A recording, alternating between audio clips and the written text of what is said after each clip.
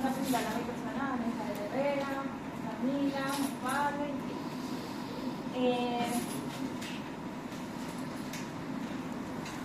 bueno, vamos a dar una breve introducción con la historia de los betabloqueadores. Esa es la evolución de un fármaco clave para la medicina moderna. Bueno, entonces yo la dividí en 4 etapas.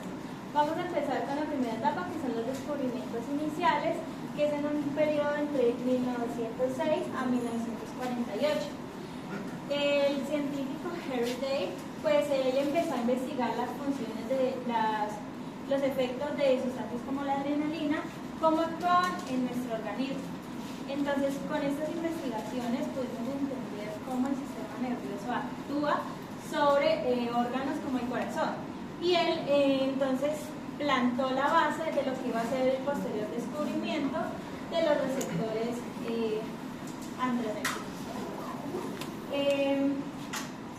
adrenérgicos, perdón. Entonces, en 1948, Raymond Atkins, pues él descubre estos receptores de adrenérgicos. Entonces nos dice que hay un receptor beta 1 y beta 2. Unos receptores alfa y unos receptores beta, que ven. Unos receptores alfa, que estos van a estar relacionados a la vasoconstricción, y unos receptores beta que van a estar relacionados con la estimulación del miocardio y la vasodilatación. Después tenemos la invención de James Black. Esto es en 1958, y él, inspirado en la teoría de Atkins, entonces empieza a estudiar qué sustancia podría disminuir este gasto de oxígeno por medio del corazón, y entonces inventa el medicamento que es el propranolol, y este es el primer beta bloqueador de uso clínico. Gracias a eso, pues James Black ganó un premio Nobel de Medicina en 1988, y después pasamos a la tercera etapa, que es la subclasificación de estos receptores en 1967, donde Alonso Lanz empieza a subclasificar los tipos de betas que hay. Entonces nos da beta 1, que es para el corazón, y beta 2, que nos lo ubican los pulmones como un broncodilatador y un vasodilatador.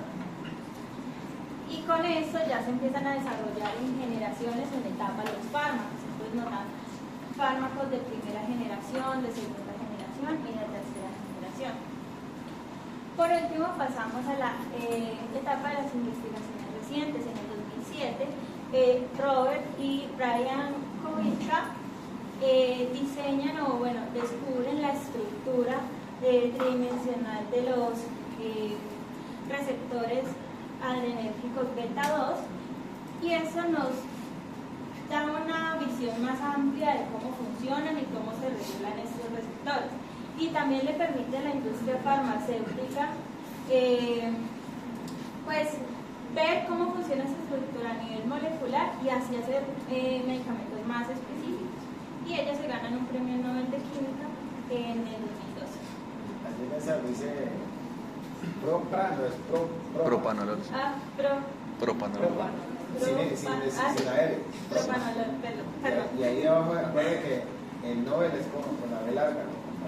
Para que ese es otro. No, tranquila, no, son cosas que uno analiza en la lectura.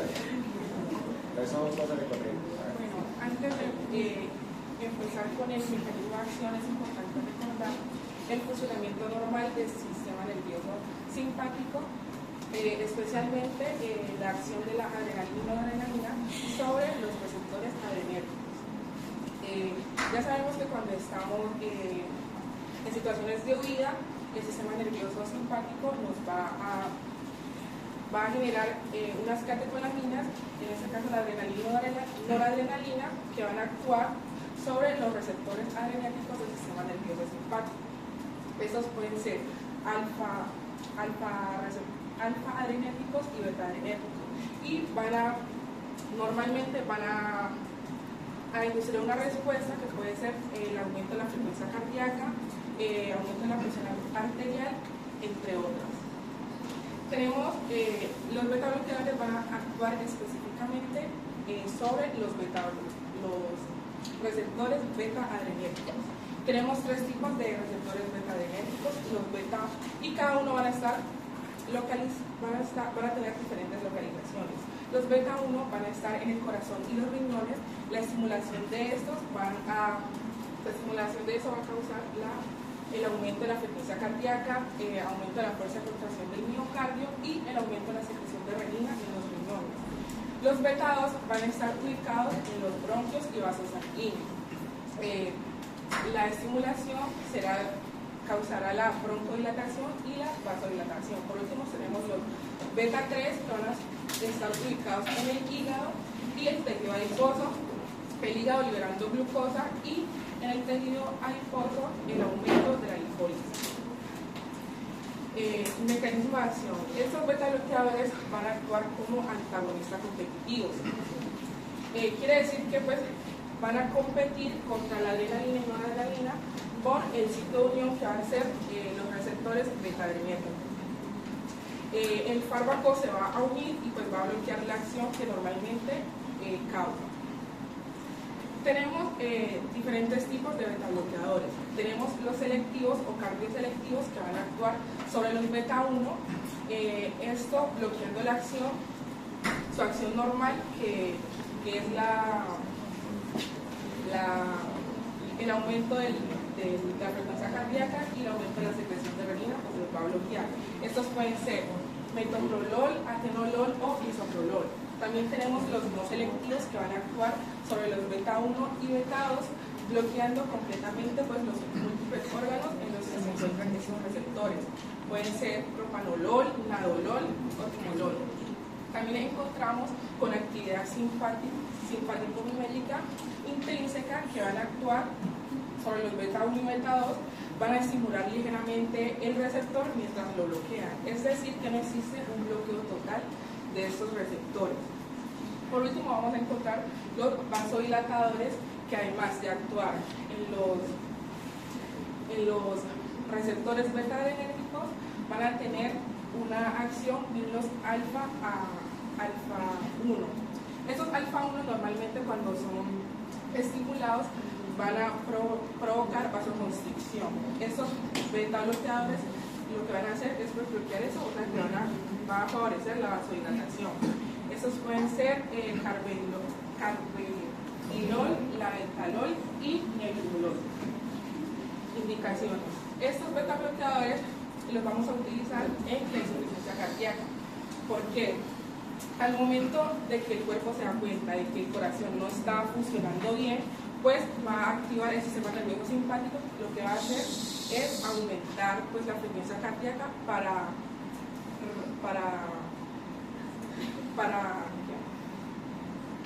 compensarlo. Pero esta compensación lo que va a generar es una sobrecarga que puede causar daños a largo plazo. Estos beta bloqueadores lo que van a hacer es que van a disminuir esta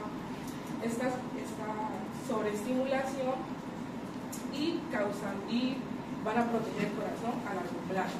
En las arritmias también se utilizan especialmente en la taquicardia.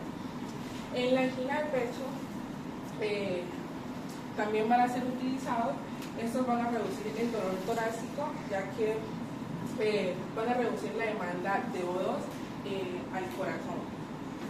La hipertensión no podemos utilizarlos, no podemos pensar en ellos primeramente para utilizarlos, pues porque ya tenemos unos como los IECA y los ARA que además de aumentar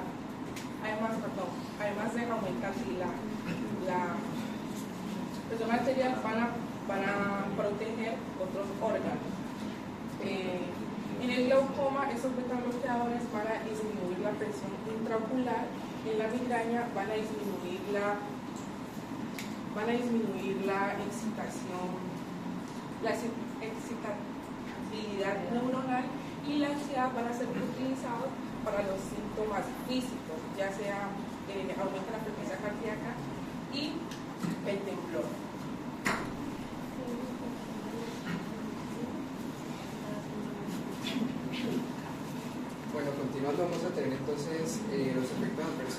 son beta-bloqueadores, que van a estar dependiendo pues, principalmente de la acción farmacológica en los diferentes sistemas, como el cardiovascular, respiratorio, endocrino y en el sistema nervioso central. Iniciando, entonces vamos a tener efectos en el sistema cardiovascular, puede estar causando una bradicardia o un bloqueo atrioventricular. Esto va a ser pues por esos efectos que aparecen allá, ya los voy a explicar, pero pues primero que sería esa bradicardia o esa bradiarritmia sería pues un trastorno del ritmo cardíaco que va a causar pues una disminución de la frecuencia cardíaca menor a 60 latidos por minuto, teniendo en cuenta que la frecuencia cardíaca normal pues va a estar entre 60 a 100 latidos por minuto en adultos y en niños. Entonces, eso se va a estar causando por tres efectos, como lo son el ionotrópico negativo, cronotrópico negativo y dromotrópico negativo.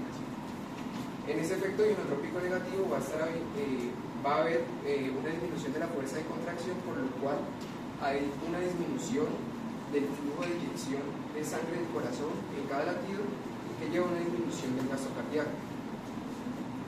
Por un ejemplo de eso sería el propanolol, que va a estar actuando en los receptores beta-1 del miocardio, causando una disminución del calcio, por lo cual va a causar una disminución de la contracción del corazón, y pues eso lleva a que salga menos sangre inyectada. Por otra parte, tendríamos el efecto cronotrópico negativo, que va a causar una disminución de la frecuencia cardíaca.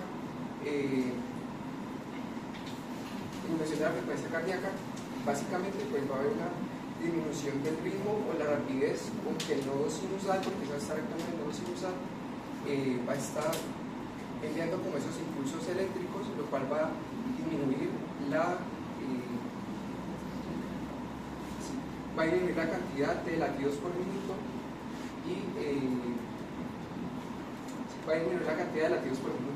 Por otra parte, tenemos el efecto cronotrópico negativo, en el cual pues va a haber una disminución de la velocidad de conducción eléctrica, pues esta va a actuar en el nodo atrioventricular. Entonces esta va a estar causando como que un retraso en la velocidad de conducción de ese impulso eléctrico desde el nodo atrioventricular pues hacia las diferentes partes del corazón, para causar de esta manera la contracción. Y pues en conclusión, estos tres efectos lo que van a estar causando síntomas como síncope, van a estar causando fatiga extrema, también van a estar causando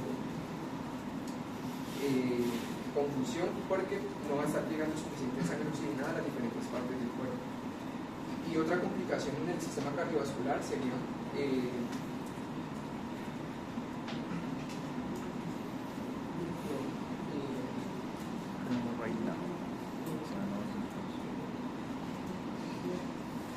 hipertensión. Pero otro efecto sería la hipotensión, que puede estar siendo causada por el carvedilol, que va a ser un beta-bloqueador de tercera generación, que va a tener dos efectos. El primer efecto va a ser un bloqueo de los receptores beta-1 del miocardio, lo cual va a llevar a una disminución de la frecuencia cardíaca, disminución del gasto cardíaco y disminución de la fuerza de contracción. Y el segundo efecto va a ser un bloqueo de los receptores alfa-1, que van a llevar a una vasodilatación, y eso en conjunto pues va a llevar a generar una hipotensión. Bueno, por otra parte tendríamos entonces el fenómeno de Raynaud, que en este pues van a haber como extremidades frías, y esto se va a estar causando por una vasoconstricción que va a ser generada por estímulos, ya sea por ejemplo estrés emocional o también por estrés emocional o también el frío. Van a causar esa vasoconstricción. Se divide en tres estados: la fase blanca, la fase azul y la fase roja. Esta fase blanca pues va a haber una palidez, como podemos observar, pues por una vasoconstricción intensa. En la fase azul lo que va a estar ocasionando es que esa vasoconstricción va a causar que la sangre que se queda en el tejido pierda su oxígeno y le esté dando ese color azulado, esa cianosis, como dorado a los dedos. Y por otra parte tendríamos entonces el rubor o la hiperemia, que sería la fase roja. Entonces cuando ya se acaban estos estímulos como el estrés o el frío, entonces va a haber una vasodilatación súbita muy rápida que va a causar pues la recuperación del flujo sanguíneo normal, y por eso es que los dedos se tornan hiperémicos, puede estar causando también palpitaciones Bueno, en cuanto a los efectos adversos respiratorios, vamos a tener entonces una broncoconstricción. Esta también puede estar siendo causada por el propanolol, que va a estar bloqueando los receptores beta 2 adrenérgicos del músculo erisor bronquial, lo cual va a llevar a una broncoconstricción que puede ser mortal pues, en pacientes con EPOC, en pacientes con asma. Y aunque los receptores beta 1 van a estar disminuyendo este riesgo, pues hay que usar estos beta bloqueadores pues, con mucha precaución, porque básicamente los pacientes con EPOC estos ya presentan como una inflamación en sus vías aéreas y si se aplican estos beta bloqueadores con esta causando pues esa broncoconstricción va a aumentar por ejemplo síntomas como disnea, y además esos beta bloqueadores también van a estar causando digamos que una disminución del efecto de los broncodilatadores como por ejemplo el salbutamol. Y en el sistema endocrino puede estar causando una hipoglucemia o afectaciones del metabolismo lipídico. Esa hipoglucemia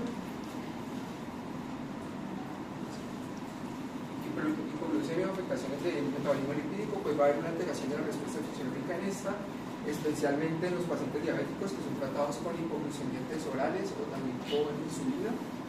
Y esto porque se va a estar generando algo que es como una enmascaración de los síntomas adrenérgicos típicos de hipoglucemia.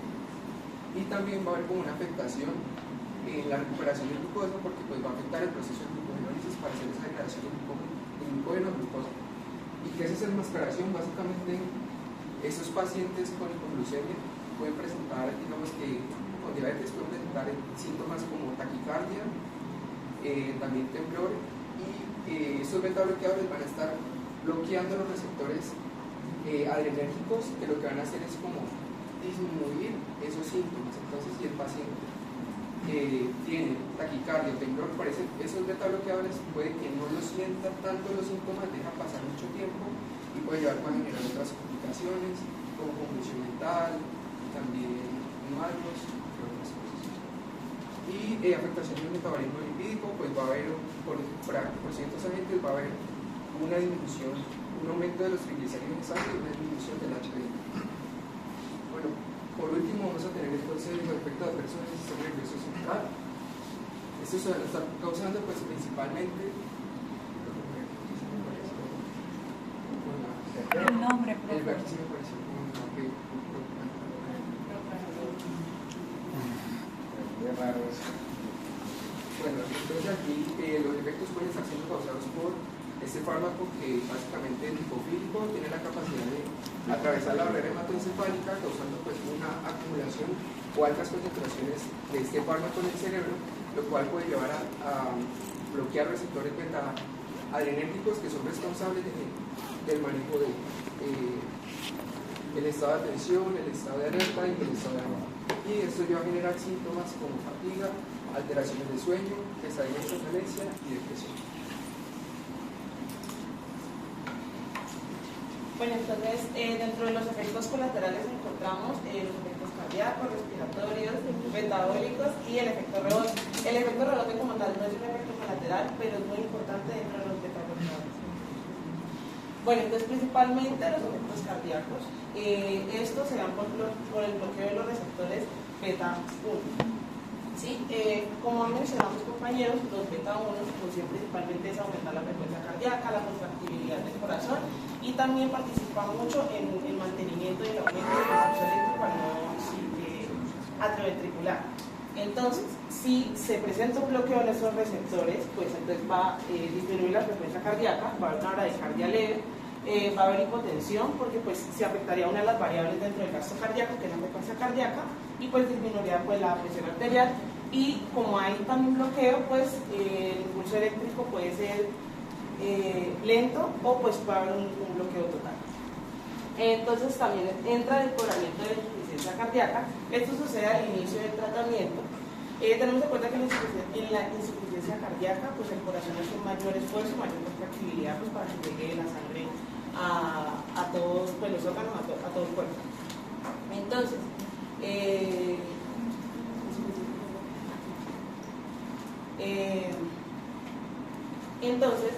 los beta bloqueadores, ¿qué hacen? Me disminuye la frecuencia cardíaca, me disminuye la contractibilidad del corazón, lo que hace que empeore la insuficiencia cardíaca y el corazón tenga que hacer pues un mayor esfuerzo, ¿sí? Entonces, pero hay algo, y es que los beta bloqueadores sirven para a largo plazo, debido a que disminuyen el estrés por parte del corazón, evitan la hipertrofia cardíaca, pues no genera que el corazón haga tanto esfuerzo. Y algo muy importante es que por eso los beta bloqueadores, por ejemplo, en pacientes con insuficiencia cardíaca crónica, se le debe administrar de a poco para pues porque si se le administra demasiado, pues habría más bien, en vez de un efecto colateral, un efecto adverso.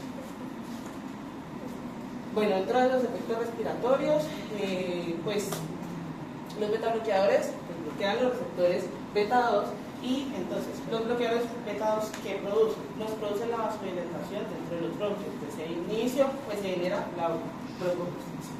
¿Sí? Dentro de los efectos metabólicos, entonces hay bloqueo de los receptores beta. Como mi compañero lo mencionó, se puede generar hipoglucemia, alteraciones lipídicas. Pues dentro de la hipoglucemia, lo que mi compañero estaba explicando acerca del enmascaramiento de la hipoglucemia, ¿sí? ¿Por qué sucede esto? Cuando se detecta hipoglucemia dentro del cuerpo, pues se activa el sistema simpático, pues con la adrenalina. Y este es el que genera como tal la sintomatología: taquicardia, sudoración. Pero como hay bloqueo de esos receptores, entonces no se presenta la sintomatología, el paciente no se puede dar cuenta de que tiene la hipoglucemia. Y además, pues que los beta 2 ayudan a la liberación de glucosa dentro del hígado. Y dentro de las alteraciones lipídicas hay una disminución de la glucosa. Ok, entonces yo les hablaba del efecto rebote. Entonces, ¿por qué pasa esto? Por una suspensión muy brusca de los beta bloqueadores, ¿sí? Durante el tratamiento, ya sabemos que hay una inhibición de los beta bloqueadores y como respuesta compensadora el cuerpo comienza a producir mayores receptores y los hace hipersensibles, ¿sí? Entonces, si bruscamente cortamos el tratamiento, va a haber una alta acción de la adrenalina sin control y pues genera sintomatología como los son la taquicardia intensa, la angina de pecho y el aumento de la presión arterial. Entonces, por contraindicaciones tenemos unas contraindicaciones absolutas, que es cuando no tenemos que aplicar estos medicamentos a los pacientes, y otras relativas. En las absolutas, entonces, tenemos a un paciente que presenta un asma bronquial, que sabemos es la inflamación crónica de los bronquios, normalmente por alergias. Entonces, pues va a generar un broncoespasmo. ¿Por qué? Pues porque hay un bloqueo de sus beta 2 y no nos va a permitir una broncodilatación, que es lo que necesitamos en esta patología. Tenemos un bloqueo auriculoventricular de segundo o tercer grado. Pues, como ya sabemos, nosotros tenemos un sistema de conducción eléctrica, tenemos unos nódulos sinusal y uno atrioventricular. ¿Qué pasa? Pues estos beta bloqueadores ralentizan esa conducción, y si ya tenemos una falla, pues entonces nos va a disminuir la conducción cardíaca y eso sí nos va a generar un problema gravísimo. En una bradicardia severa, pues disminución de esa frecuencia cardíaca, y estos beta bloqueadores no disminuyen la frecuencia cardíaca, entonces vamos a causar un peor desenlace en la vida de este paciente. En insuficiencia cardíaca descompensada, pues aquí tenemos bajo gasto cardíaco, baja contractilidad, y si disminuimos más la contractilidad, pues no. Y en un shock cardiogénico, pues ya eso es grave, ya es de cuidado inmediato, tenemos un gasto cardíaco disminuido, tenemos un paciente hipoprofundido, y si le disminuimos el gasto cardíaco, pues es una consecuencia mortal. En las condiciones relativas, pues se pueden administrar, pero tendríamos que tener una serie de cuidados y prevención para administrar estos medicamentos. Entonces, en diabetes mellitus, pues por lo que mis compañeros vienen explicando a lo largo de la exposición, enmascara la hipoglucemia. Pues, ¿por qué?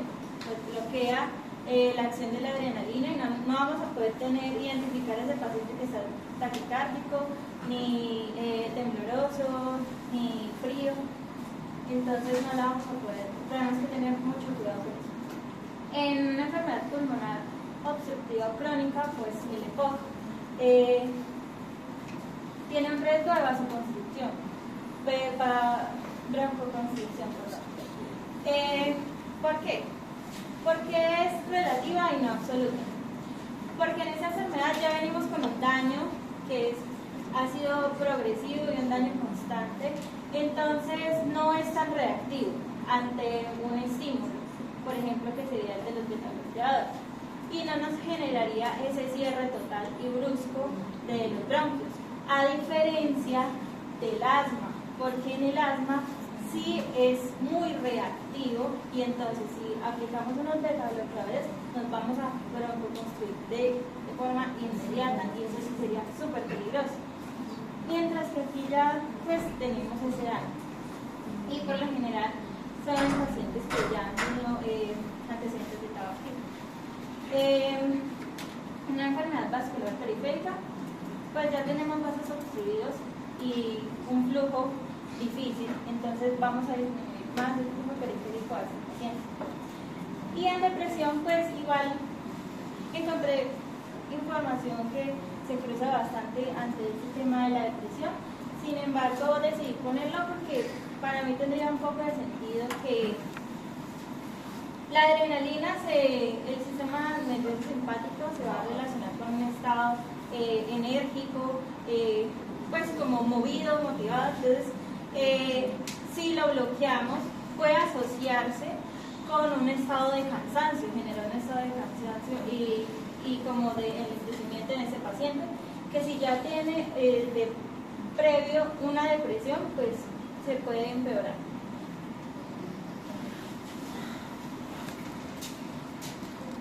Bueno, ya pasando a la parte de la toxicidad o esa sobredosis causada por esos betabloqueadores, pues esa toxicidad se va a estar causando por las mismas propiedades del fármaco inhibidor, especialmente por su selectividad por los receptores beta. Esto va a estar produciendo pues la toxicidad, cuadro clínico como veíamos, con bradicardia, hipotensión severa, y también por fármacos como el propanolol, como lo veíamos, también puede estar llevando afectaciones neurológicas, broncoespasmos o broncoconstricción, entre otras.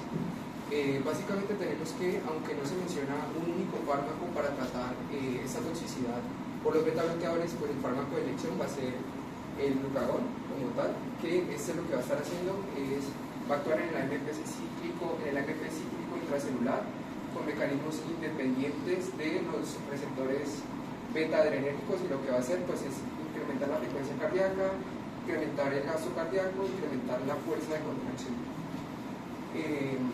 Y pues la presentación sería, pues, en este caso es inyección, pero también viene como en ampollas para aplicar de forma endovenosa, y pueden haber medidas adicionales para tratar los otros síntomas, como por ejemplo la atropina para tratar la bradicardia por esa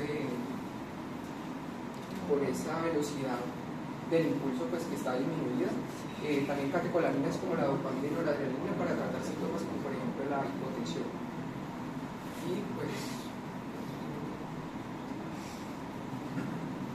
bueno, entonces dentro pues, de las formas farmacéuticas, sus vías de administración principalmente son intravenosa, oral, oftálmica y tópica, pues que más que todo las principales son oral y tópica. Pues principalmente estos dos medicamentos, esmolol y metoprolol, se utilizan para urgencias médicas y en estado de UCI debido a que tienen una acción ultra rápida, y pues se utilizan pacientes pues, que están críticos o tienen fallas cardíacas. El metoprolol, para que tengan un el cuadro, el metoprolol están estos dos. El tartrato es de liberación inmediata y el succinato es de liberación prolongada, ¿sí? Estos dos medicamentos se utilizan para el manejo crónico pues, de patologías ya cardíacas.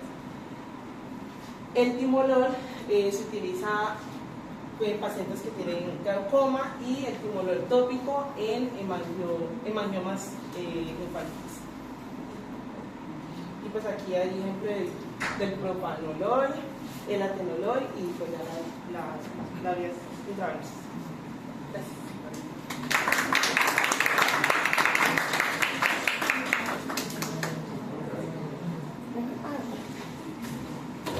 Bueno, entonces vamos a puntualizar con esta charla de los betabloqueadores. Entonces, lo primero, si ustedes piensan en un betabloqueador, ¿en qué órgano piensan ustedes primero? Corazón. En el primero. Corazón. ¿Cierto? O sea, tiene una diferencia muy directa sobre qué? El corazón. Obviamente va a tener diferencia en otros órganos, pero el principal va a ser siempre el corazón. O sea que si yo voy a formular un betabloqueador, yo lo primero que voy a pensar en eso, en cómo va a interactuar con el funcionamiento cardíaco. Entonces, importante lo que ellos preguntaban aquí. Normalmente nosotros tenemos este sistema, este procesamiento de catecolaminas todo el tiempo, adrenalina, noradrenalina, eso es lo normal fisiológicamente. Que esta adrenalina, noradrenalina se unen a esos receptores beta-adrenérgicos que están ¿en dónde? En las células cardíacas. Entonces, ¿eso es para qué? En caso de que nosotros estemos en peligro, en caso de que nosotros estemos en respuesta a una huida, ¿por cierto? Entonces, eso se va a disparar mucho más por parte de la glándula que es suprarrenal y va a llegar esto más rápido a estos receptores cardíacos o beta-adrenérgicos, y esto lo que va a hacer es aumentar la frecuencia cardíaca para compensar, va a aumentar la contractilidad miocárdica y va a aumentar la presión arterial y va a favorecer la broncoilatación, pues porque me toca correr, ¿sí o no? Yo soy como un atleta, un atleta que ya genera esta elevación de catecolaminas cuando ya está parado ahí en la pista atlética, Usain Bolt, ahí listo esperando escuchar que el disparo. ¿Ustedes creen que cómo está este sistema? Está eso, pero de acá, en el techo, apenas son el disparo, esto llega y esto, yo creo que esos receptores beta-adrenérgicos se saturan para poder correr 100 metros en cuánto, segundos. Yo no puedo creer, o sea, ahorita ya el australiano superó Bonamboa, superó de 19 años, superó a Usain Bolt ya. Pelado de 19 años, 200 metros, 18 segundos, punto de ¿de qué? No, ¿te imaginas las catecolaminas tan chéveres? Eso es un poder explosivo de catecolaminas. Entonces, esto es lo normal. Cuando ustedes llegan al parcial de parásito, cuando llegan al parcial de farmacología entre 8 días, esto se dispara. Sí, gracias. Gracias, ¿cómo así? No. Si es fisiológico. pues ya saben por qué. Entonces, si eso es lo que funciona normalmente con los receptores beta-adrenérgicos, entonces cuando usted sobreentiende que usted toma un beta-bloqueador, lo tiene por vía oral, metoprolol, propanolol, todo lo que ustedes vieron ahora, pues ellos lo que van a hacer, como dicen, ellos van a llegar a competir ¿por quién? Por ese receptor. Entonces ellos van a ocupar ese receptor para que ni la adrenalina ni la noradrenalina lleguen ahí, van a encontrar la puerta con llave. Entonces eso implica de que se va a reducir todo esto que está acá, ¿cierto? La frecuencia cardíaca se va a caer, la contracción miocárdica se va a disminuir, la presión arterial se va a caer y también va a hacer lo contrario, favorece la ¿qué? Broncoconstricción. O sea, es la inversa. ¿Estamos de acuerdo? Entonces estamos allí parados pues en la parte cardíaca. Entonces todo el mundo habla así, que el gasto cardíaco, que el gasto cardíaco. Entonces están hablando del gasto cardíaco. Entonces, ¿cómo yo calculo el gasto cardíaco? Es lo más importante. Entonces se hablaba por ahí que se calcula la frecuencia cardíaca por el volumen de eyección, ¿cierto? ¿Estamos de acuerdo? Entonces, si yo hago un ejemplo, tiene 70 de frecuencia cardíaca por 70 de volumen de eyección del ventrículo, ¿esto me da? ¿Cuánto? 4.900.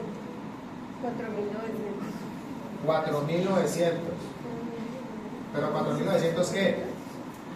Sería mililitros. Exacto, ml, o sea que pasándolo acá me da para 4.9 litros por latido. ¿Estamos de acuerdo? Entonces, la frecuencia normal de un ser humano adulto es entre ¿cuánto hasta cuánto? Entre 60 latidos mínimo, máximo 100 latidos, ¿cierto? Si tiene menos de 60, estamos hablando de ¿qué? Bradicardia, ¿estamos de acuerdo ahí? Si tiene más de 100, estamos hablando de taquicardia. ¿Listo? Hasta ahí bien. Entonces, una contraindicación para utilizar un beta-bloqueador. Sí, porque estamos hablando de ese bloqueo ya de esos receptores betalenérgicos, ¿sí o no? Ya está contraindicado absolutamente un paciente que tenga una bradicardia. Entonces, está indicado es en taquicardias, pero ¿en qué momento yo coloco un beta-bloqueador? Ah, no, es que le subió a 102, tenga beta-bloqueador. ¿Cómo así? No puede ser. Entonces, los beta-bloqueadores están indicados médicamente si voy a manejar trastornos de la frecuencia cardíaca, o sea, ya algo que llaman arritmias, pero el término, ¿cómo se llama? Entonces, hacia acá, cuando llega algo que se llama ¿una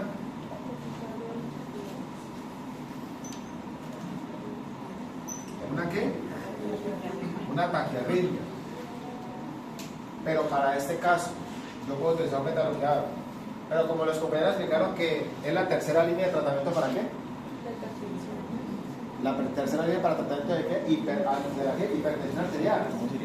Si uno puede manejar los beta-bloqueadores, ¿por qué? Porque yo necesito bajar ¿qué? Tensión arterial. Pero si tengo un paciente que no es hipertenso, pero tiene un problema cardíaco porque sufre de arritmias, ¿cierto? Por otra cosa, o que lo está desencadenando otra cosa, que llega a una taquiarritmia. ¿Sería qué? ¿Sería el de primera elección? No. Ella lo va a escuchar. Entonces, vamos a dar una clase de medio adelantada de reanimación cardiopulmonar. Entonces yo tengo aquí 101 hasta 150. Esto, entre esto hasta esto, ¿cómo le puedo llamar? La frecuencia cardíaca. Una frecuencia cardíaca entre eso a eso, ¿cómo se llama? ¿Ah? ¿Una taquiarritmia?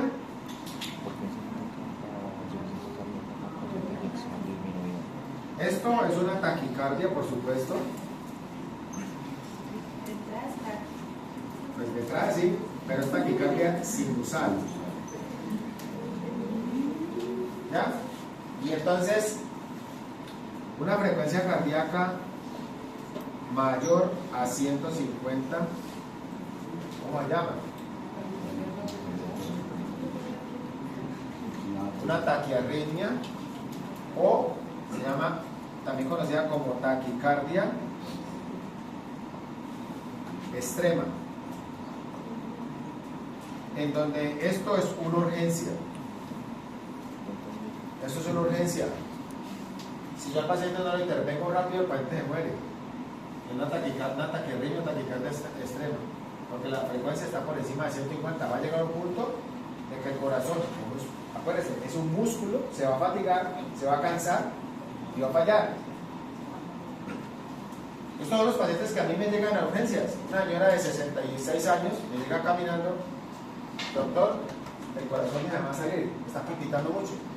Es el único síntoma con el cual ella me consulta y llega a urgencias. Llega caminando, hablando. Me dice la tía: ay doctor, ¿tiene algo? Ayúdeme. Se siente como que desesperada, claro, pues imagínate, cuando llego y yo le pega el monitor, entonces la señora, cuando le diga a mí, se venga, yo coloquemos el monitor, los electrodos rápido, y tenía esto de frecuencia cardíaca 220, y la señora hablando, pero se sentía desesperada, ¿cierto? Entonces una señora con esta frecuencia cardíaca, con 66 años, es diabética pero no hipertensa.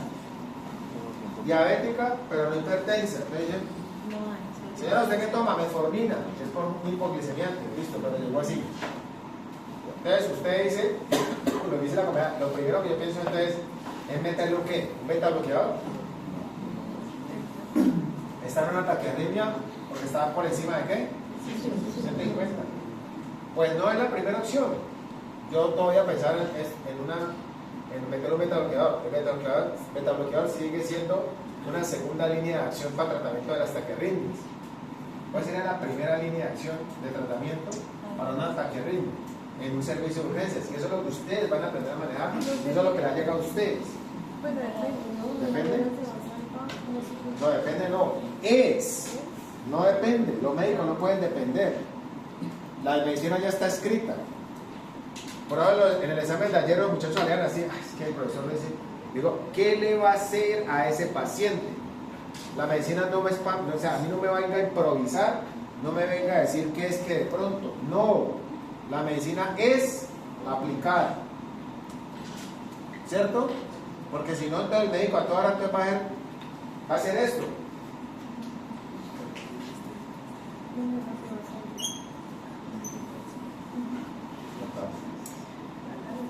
Lo atrascas. ¿Saben qué es eso? El médico va a hacer cagadas tras cagadas. Usted viene a hacer catrascas aquí. Entonces, la compañera me está diciendo que para yo manejar una taquiarritmia, lo primero que yo tengo que mirar es lo fisiológico. Una maniobra de Valsalva. ¿Qué es una maniobra de Valsalva? Tratar de estimular ¿qué? ¿Pero cómo hago una maniobra de Valsalva? ¿Alguien sabe cómo se hace una maniobra de Valsalva? O sea, sí sé cómo se hace. No, tranquila, diga. Pues una que utilizan es soplar el émbolo de una jeringa. Pero creo que primero la cuesta lo sienten y hace que sople de una. Claro, Valsalva normal, ¿qué es? Me tapo la nariz y trato como de fuera a sacar el aire, aumento presión torácica y abdominal. Eso es una Valsalva. ¿Y qué estoy haciendo? Pues una Valsalva, pero eso no es la que yo necesito para este proceso. Eso no me funciona. Lo que yo digo es que se llama una maniobra de Valsalva modificada. Se llama así, maniobra de Valsalva modificada, que es lo que dice acostar al paciente en posición supino. El paciente le dice siéntese, se le pasa un émbolo. ¿Saben qué es el émbolo? La jeringa, o sea, lo plástico, sí, o sea, quitándole la aguja, porque es que a ellos no le olvida la aguja. Entonces le quitan la aguja y le dice, señor, con el émbolo empieza a soplar como para sacarlo, a sacar lo que inyecta el líquido, ¿cierto? Entonces uno le dice al paciente ahí, tome aire y sople. Usted lo deja ahí soplando ese émbolo, pero dice cuánto. Es la otra cosa que ustedes lo van a aprender porque el sexto lo van a ver conmigo y con los otros emergenciólogos. Yo le dicen, ya vengo, te vas a tomar un café, espérenme ahí, ustedes van frente y no. ¿Cuánto tiempo yo el paciente con ese émbolo ahí soplando? Solo 15 segundos. Si usted le ve, pues, el que ya va a los 15 segundos, el paciente está como un tomate rojo. Y pare ahí, pues usted es el que va a contar. Usted no le dice, pues señor, cuente 15 segundos. No, que yo esté desesperado. Por eso le va a salir, a él no le importa que usted cuente. No, usted es el médico.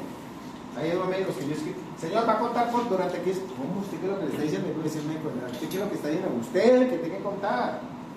¿Cómo le va a poner al paciente a contar? El paciente está desesperado por su corazón. Entonces cuenta los 15, listo, terminó los 15 segundos. Es que la vera del paciente está sentado. Entonces yo tengo que acostarlo bruscamente. No así que es que venga a mí, no, brusco. Pero obviamente controlando la caída de la cabeza y del cuello, no lo vaya a tirar así porque entonces se va contra la banda de la camilla y está contra el sumario y nada noqueado y un señor que dice es una carraza. Entonces lo coge las extremidades inferiores duro y lo apuesta de una y que quede como una L, un ángulo de 90, las extremidades completamente rectas. ¿Y eso qué va a ocurrir allí? ¿Qué va a pasar ahí fisiológicamente? Pues que va a aumentar el retorno venoso, va a llegar y el corazón se va a cargar más de sangre, va a aumentar la precarga, entonces el corazón va a sentir ese poco de volumen de sangre, entonces él tiene que como frenarse. O sea, que él dice, uy, todo ese poco de sangre que me están viendo, entonces le va a tocar obligar como a disminuirse, porque es que con ese poco de sangre, entonces es una respuesta fisiológica. Eso se llama la maniobra de Valsalva modificada. Y esa maniobra se tiene que hacer, se puede repetir hasta 3 veces. Eso es lo que está en las guías clínicas. 3 veces. Si con las 3 veces no me funcionó, ahora sí yo pienso en ellos. En un beta bloqueado.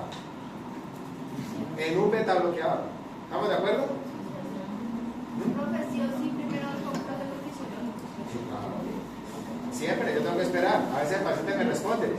Y a mí me pasó con la señora. ¡Pin! 3 veces, llegó la primera y yo todo contento mirando el monitor. 180, 150, 110. Y se mejoró. Cuando al rato otra vez 200. Segunda, tercera, 200. Yo no, señor. Entonces, ahí sí ya. Vamos a meterle un metoprolol de 50 endovenoso. Llega la enfermera, alístelo. Te lo colocamos. Empezó a bajar suave cuando no. Llegó hasta 180. No vamos más de ahí. Entonces me dice, bueno, ¿qué hacemos? Entonces, si quiere que la medicina no tiene que resolver rápido, ¿qué hacemos? Nos tenemos que colocar algo que genere algo más fuerte sobre el corazón. En este caso, yo haría una adenosina. La adenosina es un medicamento que genera algo que llama una asistolia farmacológica. ¿Sabe qué es una asistolia? Es parar el corazón, dejarlo quieto y que vuelva y arranque. ¿No se imagina la sensación tan maluca que le da? O sea, dejarle su corazón así un ratito, unos segundos y que vuelva y arranque otra vez para resetearlo. Usted no le puede decir a la señora, le va a parar el corazón un momentico. No, se para y se va. Señora, usted va a sentir algo raro aquí en el pecho, le voy a colocar este mecanismo, no se me vaya a asustar. ¿Usted se imagina que le pare el corazón a uno? Y el paciente llega y siente esa vaina como, muy gaseoso, perdón. Y otra vez vuelve y arranca el corazón y que ya arranca suavecito, y uno dice frecuencia es que 10, 20, va subiendo por ahí hasta que ya se normaliza. Pero si la respuesta del corazón es quedarse ahí, de mal a nosotros. Nos toca hacer reanimación, nos toca empezar con presiones en ese paciente. Yo lo salado. Ahí dice el médico, no le coloquemos eso entonces. No, ¿cómo entiendo? Y por eso fue que la señora reaccionó. Ya la dejé en 85. Después de la adenosina, la señora dice, uy, doctor, ¿usted qué me...? Yo le colocó, digo, no. La señora vuelve así, ya, y queda así, vuelve otra vez. ¿Qué pasó? Y yo, no, esto es una locura. Eso es lo que uno arriesga. Y si resulta que yo he tenido pacientes que ni la adenosina le ha funcionado, ¿cómo es que hacemos? No, yo la voy a llevar para la casa. ¿Sí o no? No. Hay otra especialización que se hace como para resetear, pero es que no recuerdo el nombre. Es la que se da a la compañera, le dice que hay algo que le meten por ahí energía. Claro, la cardioversión. La cardioversión. ¿Qué es la cardioversión? Que le vamos a pegar unos parches y eso va a empezar a hacer unas descargas controladas ahí. Entonces, una vez un brillante por allá médico le ocurrió hacer una cardioversión, le pegó dos parches, doctor, ya no le funciona ni metoprolol ni adenosina, entonces vamos a cardioversión, y le pegó los parches, la graduó del equipo y arrancó. Y programó y empezó esa vaina a hacer, y el paciente, doctor, ¿qué me están haciendo? ¿Cómo se le ocurre?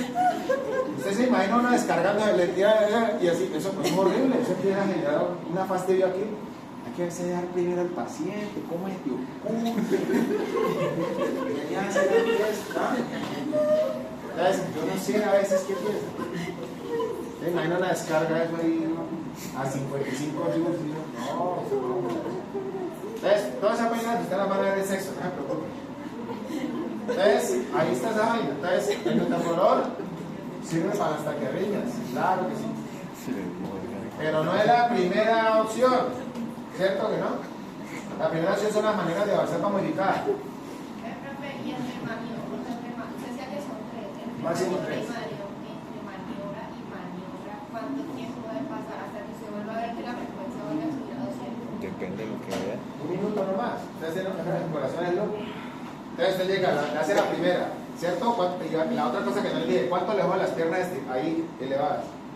Según las guías, de 30 segundos a 1 minuto, los tengo que dejar ahí. Entonces, si ya usted va viendo el monitor, si usted ve que no respondió al minuto, vuelve y repita, por cada minuto. Ya que no le funcionó 3, chao. Metoprolol o adenosina o cardioversión. Bueno, hasta esto aquí está claro, ¿no? Receptor beta-adrenérgico cardíaco.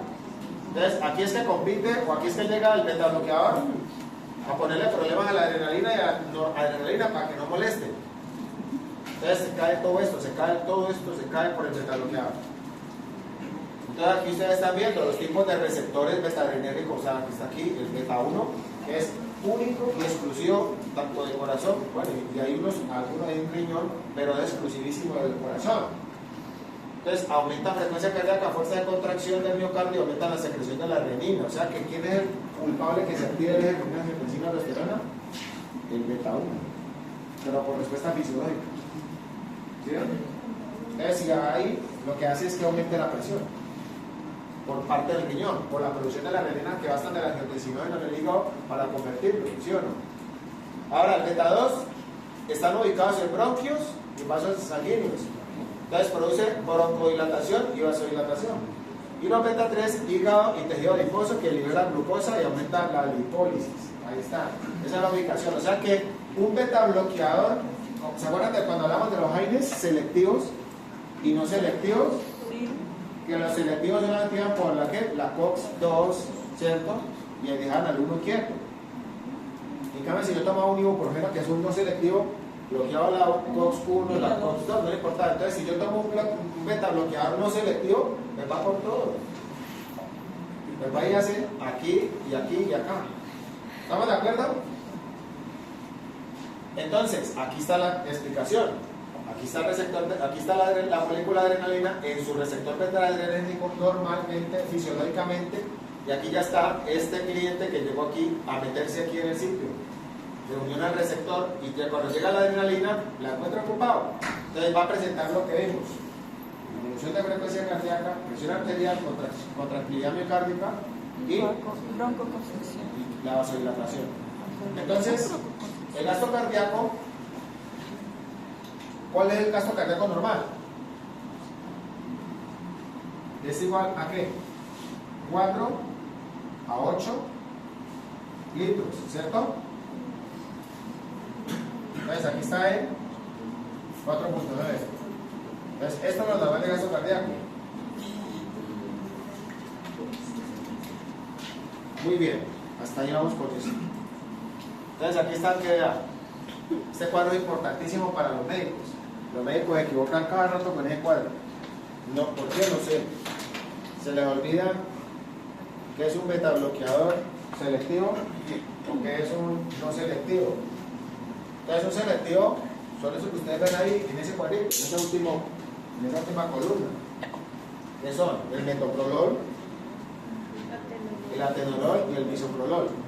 Pero el más usual, el que usted más va a encontrar en los servicios es el metoprolol. Lo encuentran en tabletas o lo encuentran en ampollas.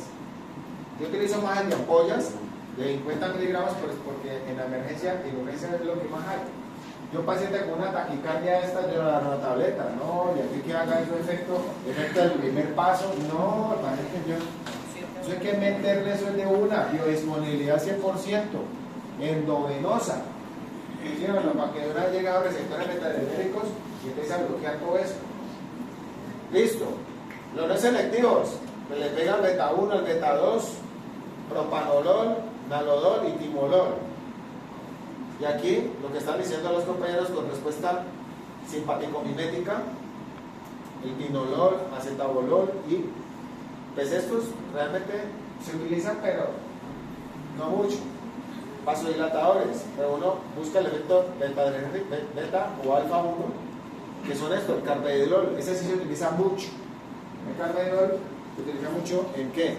Crean ustedes, falla cardíaca. Aparte que están en falla cardíaca por sobrevolumen. Bueno, ¿hasta ahí claro con esto? Bien. Indicaciones. Otra indicación diferente a la hipertensión arterial. ¿Es cuál? Insuficiencia cardíaca. Mejora la función cardíaca, reduce la mortalidad, especialmente con fracción de eyección, ¿qué? Reducida. La fracción de eyección normal está entre ¿cuánto hasta cuánto? ¿Cuál es el valor normal de la fracción de eyección? La fracción de eyección normal es entre 60 a 100. Eso es fracción de eyección. Sí, lo ideal es que esté aquí. Si tiene menos de 60 es porque está disminuida y tiene una presión de eyección sistólica disminuida, o sea que puede estar en ¿qué? En una insuficiencia cardíaca. ¿Listo? Entonces, ¿qué creen ustedes que haría el efecto de un beta bloqueador en este caso? ¿Cómo funcionaría ahí? ¿En qué le ayudaría? Disminuye el esfuerzo que como tal el corazón tiene que hacer para el funcionador, entonces así evitaríamos que el negocio se hipertrofie, por ejemplo. Exacto, entonces estamos diciendo que el efecto de un beta bloqueador a nivel de la contractilidad miocárdica, ¿cierto? Como él está en falla, pues va a generar una arritmia, o sea, va a generar como un mecanismo de compensación para que el corazón no se siga creciendo, no se siga o hipertrofiando o dilatando. ¿Estamos de acuerdo? Porque cuando uno habla de hipertrofia, uno sospecha es porque sobrecarga de presión. Cuando usted habla de dilatación es por sobrecarga de volumen. Eso lo van a ver en el otro semestre de semiología. Cuando vean falla cardíaca por volumen o por presión. Y ahí es donde aparecen los famosos ruidos cardíacos, digamos, patológicos o adicionales como R1, R2, R3 y R4. Porque el ruido normal es R1 y R2. ¿Y por qué se produce el ruido cardíaco? ¿Qué hace que el corazón produzca el ruido cardíaco? Cierre de válvula. ¿Ah? Cierre de la válvula.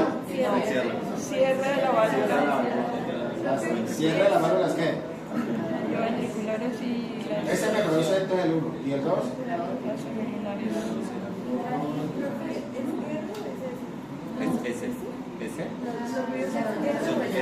Se le puede decir de las dos maneras. Está bien dicho. Si usted le dice S1, S2, es bien. R1, R2. R1, R2. Es lo mismo. S1, S2. Es lo mismo. Estamos refiriéndonos a lo mismo. Entonces, el R1 es el cierre de las válvulas auriculoventriculares, o sea, la tricúspide y la mitral. Y el R2 es el cierre de las válvulas sigmoideas, aórtica y pulmonar. ¿Estamos de acuerdo? Entonces, eso es lo que hace que el corazón genere ese ruido. O sea, cuando dice, ¿cierto? Cuando ya, ese es el ruido típico. Entonces, yo les digo a ustedes, entonces, audiblemente, cuando yo les enseñé en semiología, ¿esto es normal? ¿Sí? ¿Un corazón? ¿Cuánto ruido escucha? Listo. Entonces, van a responder si es anormal o normal. No le dicen, es no, anormal o normal. No me explique, anormal o normal. ¿Así? ¿Y así? Todo es normal. Pues claro. Está haciendo los dos, pero está modificando el tiempo. Una taquicardia. ¿Esto es normal? Pues eso es normal porque está en taquicardia. ¿Cuántos ruidos están escuchando? Dos. O sea que, ¿cuántos ruidos están escuchando? Dos. No, anormal. Vamos a darle vuelta a este bloque. ¿Está enfermo? No. Entonces, ¿por qué me digan? No lo entiendo. Falta aprender más. Y eso hay que el examen con presente de lectura. Entonces, un R3, sí. Cuando ya usted escucha esto, dice así. ¿Sí? Y ya cuando usted después escucha un R4 que se llaman ruidos de galope, como si usted fuera montado en un caballo. ¿Sí o no? Parece que usted era montando un caballo. Y usted coloca el ponente y yo uno de los servicios. ¿Qué estás haciendo ahí? No, es que es un ritmo. Parece la última canción de Bad Bunny. ¿Sí? ¿Sí o no? ¿Ah? No, ojo. Entonces, esos ruidos ustedes después los van a ver. Y eso que incluso el R3 puede ser fisiológico en embarazadas, en deportistas de alto rendimiento y en niños. O sea que si ustedes escuchan esos tres tipos de población es considerado normal. Pero ¿por qué la mujer es fisiológico en embarazo? ¿Qué es lo que hace que aparezca una estrella en una embarazada? ¿Que eso es pregunta de examen de citología? Pues la sobrecarga de volumen, porque las mujeres en embarazo hacen algo que llaman hipervolemias para el embarazo. ¿Ya? ¿Sí me hago entender? Listo, bueno, muy bien, hasta ahí vamos. Qué pena que me salga del contexto. Entonces, ya sabemos por qué. Arritmias, ¿qué acabamos de explicar? ¿Sí o no?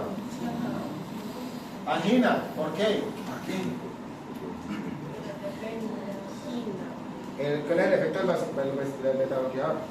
Que la angina dice que es porque hay un proceso inadecuado de la perfusión del músculo. Entonces, ¿qué efecto buscamos allí? O algo parecido a la hipertensión. ¿Qué hace que la presión se suba? Cuando las arterias, ¿qué pasa? Entonces, ¿qué vamos a hacer lo contrario? Entonces, si yo voy a estimular un poquito la arteria coronaria, le va a mejorar la perfusión cardíaca, entonces va a disminuir ¿qué? El dolor torácico. Por eso también se utiliza en el infarto también. Y en esta, la hipertensión como tercera línea de acción, glaucoma, pues para disminuir la presión intraocular, migraña, pues buscando un efecto de hiperexcitabilidad a nivel neuronal para mejorar vasodilatación y mejor perfusión cerebral. Y ya lo que explicaron los compañeros para la ansiedad, porque la adrenalina lo que hace es poner ansioso a la persona, entonces como buscar el efecto contrario. Entonces miren todas las indicaciones de el uso de los ¿qué? Beta bloqueadores. Bueno, esto es el efecto adverso ya. Y aquí tenemos la bradicardia, la onda, ¿qué onda es esta? ¿Y esto? ¿Y esto? Listo, muy bien. Estas son las ondas. P, complejo puedes y la T. Hasta ahí eso le vale a ustedes, pero cuando llegue la reanimación eso es una locura.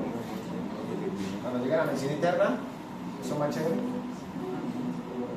Yo le digo a los estudiantes, les coloco en el monitor en el hospital simulado, porque yo voy a mandar al hospital simulado. Y empieza a correr este cosito. Explícame qué hay ahí. No, las ondas normales, doctor. Y yo, uy, hermano, qué respuesta de mí. ¿Cómo así que las ondas normales? Ah, que una onda P, complejo puede decir la onda T. Y yo, qué bien. ¿Y cuánto va a quedar, doctor? No, como a la casa llegar como a 1.5 la nota. Doctor, pero yo le dije, no, sí, es que así me arreglo un electro. Claro, es que el médico dice, sí, aquí doctor, tiene, aquí, si vemos sobre la línea isoeléctrica, aquí aparecen unas deflexiones positivas y unas negativas, ¿cierto? Todo lo que esté por encima de la línea isoeléctrica hacia arriba, esas deflexiones son ondas positivas, lo que aparezca hacia abajo de la onda de la línea isoeléctrica son deflexiones negativas. Por consiguiente, la onda P, si está presente, eso indica que es un ritmo sinusal, considerando que es una despolarización de las aurículas. Seguido, está precediendo un complejo QRS que significa una despolarización ventricular y luego posteriormente una onda T con deflexión positiva que indica una repolarización ventricular. ¿Listo? ¿Cuánto acá? Uy, me mejoró la respuesta. Uy, bacano, ¿sí o no? Pero es que no, la onda está normal. ¿Qué? Salga de acá mejor, hermano. ¿Ah? No los quiero adelantar, estoy dándole como un brochazo para que ustedes imaginen qué van a ver es esto. ¿Qué? Ahora sí explico. ¿Sí o no? Es que lo creo de medicina muy rápido, déjame como muy cansón. Vamos a profesores, no, ahora a mí yo no sé si es esto, me querrán ya, pero mentira. Bueno, esto es importante, efectos inotrópico, cronotrópico y dromotrópico. ¿Ionotrópico qué es? Todo lo que está relacionado con fuerza de corazón, o sea, ¿qué tan fuerte es ese músculo miocardio? Cronotrópico, el dios del tiempo, cronos, frecuencia ¿qué? Cardíaca. Y dromotrópico es la velocidad de conducción, o sea, en este sentido. Acuérdense que el corazón tiene una actividad eléctrica, ¿cierto? Está mediado por esto. Eso es como cuando uno llega y le dice, sí, doctor, y la onda P. ¿Y la onda P por qué produce? Claro, la elevación hasta aquí, la primera, la meseta, es de la aurícula, ¿qué? Derecha. Y la caída de la onda P es de la aurícula izquierda. Pero ¿por qué ocurre eso? Anatómicamente y fisiológicamente. ¿Cómo se pasa el impulso de la aurícula derecha a la izquierda? ¿Por medio de quién? De ¿La vejiz? No, es el que baja. ¿De las vías qué? Fasciculares. ¿Cuáles? Que son tres. ¿Qué son tres? Anterior, medio y posterior. ¿Cuáles? ¿Qué son tres vías? Fascículos de Bachmann, fascículos de Wolkenbach y fascículos de Toré. Son preguntas que uno hace en semiología en sexto y la gente está. Y uno le explica esas vainitas y eso usted tenía que haber visto en anatomía. Toré. O dices que H-O-R-E-E. Toré. Es el posterior. El Wolkenbach es el medio y el Bachmann anterior. No Batman, sino y el chotero le va a contar por el Batman y Robin. No. ¿Listo? Bueno, muy bien. Bueno, esto es la hipotensión, pues son efectos adversos cardiovasculares, claro. Un paciente puede hipotensar rápidamente con el efecto de un beta bloqueador. ¿Esto por qué ocurre? A ver, ¿qué es lo que escribió el compañero ahí?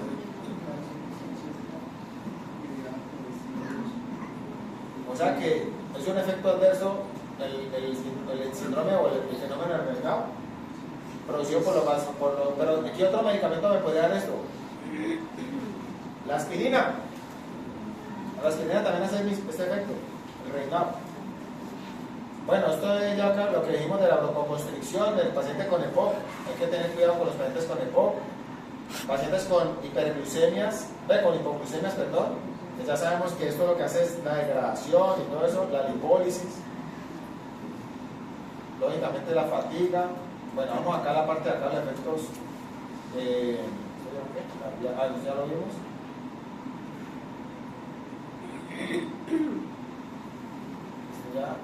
Y el antídoto. Atropina. Bueno, glucagón, pero yo a veces en mi nivel 1 no espero encontrar glucagón. Tráigame una colla de glucagón. Eso de pronto en Imbanaco, en Fundación Valledillo, usted por allá, en Pueblo Tapado, una polla de glucagón, usted en lo rural. No están entregando solo de sartán ahorita acá. Ahora le van a entregar una polla de glucagón. Váyanse a la nube. ¿Sí o no? Recursivamente, ¿qué es lo que más barato puede conseguir uno? Una atropinazo. ¿Y para qué yo le coloco la atropina? ¿Cuál es el que produzca que es claro lo que bloquee? No, está utilizado para. Aumenta. Para lo contrario, ¿qué hace la atropina? Es un anticolinérgico, antimuscarínico. Lo que hace es bloquear el sistema ¿qué? ¿El sistema qué? Parasimpático. Porque está bajo el efecto del beta bloqueador y lo tienen radical. Entonces, si yo quito el efecto, yo bloqueo el parasimpático, ¿qué se activa? Ese simpático, entonces va a empezar a subir la frecuencia cardíaca. Esto es todo lo que usted más encuentra. O encuentra de pronto dopamina y de pronto adrenalina. Sí está bueno, pero por acá, esto está en el Leticia Amazonas. ¿Sí o no? Tenemos que ser realistas. Pues es que no, usted encuentra con compañero, ¿dónde está en el rural? No, en Imbanaco. No, sí, claro, en Imbanaco. En Fundación Valledillo. ¿Y vos? No, en Pueblo Tapado, en Montenegro, Quindío. Muy bien. Aquí están las presentaciones. ¿Alguna pregunta con los betabloqueadores o quedaron betabloqueados? Tienen pura cara de betabloqueados. ¿Sí o no? Entonces yo puedo preguntar estas fórmulas, claro, porque las escribí. Les digo, tengo un paciente con una taquiarritmia con tanto ya, y usted dice, yo ya puedo preguntar eso porque ya lo expliqué. Un profesor de pregunta tanta vaina, dicen los estudiantes. ¿Sí o no? No, ¿cuál? Les recomiendo que vengan no con Red Bull, sino con otra cosa. ¿Borra? Bueno, muy bien. ¿Alguna pregunta, alguna duda, alguna queja, alguna sugerencia? Ninguna, profe. ¿Jamás y nunca? Así. Bueno, muy bien. Entonces, llegó el beta bloqueador. Gracias. Muchas gracias, mentira, muchas gracias por el alimento para los gaticos. Gracias a todos. Bueno, entonces dentro de 8 días el parcial, ¿no? Pues sí, eso